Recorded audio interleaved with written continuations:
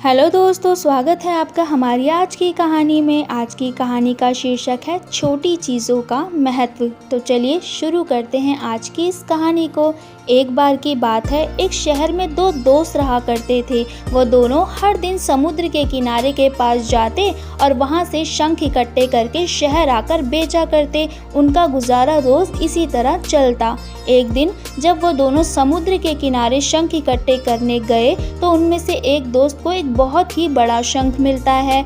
यह देखकर उसका दूसरा दोस्त यह सोचने लगता है कि इसे तो बड़ा शंख मिला है, अब ये मुझसे ज़्यादा पैसे कमा लेगा। इसीलिए वो सोचता है कि वो भी अब एक बड़ा शंख ही ढूंढेगा। इसलिए वो अब बड़े शंख की तलाश करना शुरू कर देता है।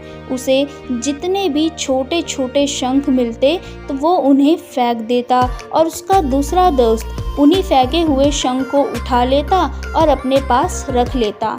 ऐसा ही चलता गया और शाम हो गई, लेकिन उसे बहुत खोजने पर भी कोई बड़ा शंख नहीं मिला।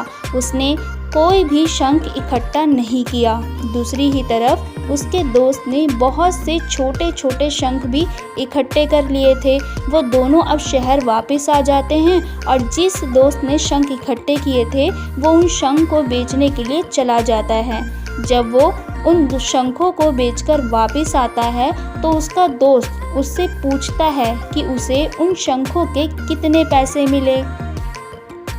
तो वो कहता है कि उसे उस बड़े शंख के 1000 रुपये मिले तथा उस छोटे शंखों के 3000 रुपये मिले, यानी उसने कुल 4000 रुपये कमा लिए थे।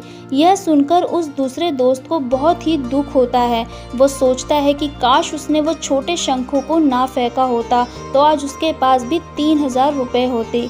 इस कहानी से हमें ये सीखने को मिलता है कि हमारी ज़िंदगी में कभी कभी बहुत से छोटे मौके आते हैं, लेकिन हम उनको छोड़ देते हैं और किसी बड़े मौके की तलाश में रहते हैं जो कि हमारी ज़िंदगी में कभी नहीं आता। उसी तरह हम बड़ी बड़ी खुशियाँ खोजने के चक्कर में अपनी छोटी खुशियों को भूल जाते हैं। इसलिए हमें अपनी ज़िंदगी में छोटी छोटी चीज़ों को भी ध्यान देना चाहिए।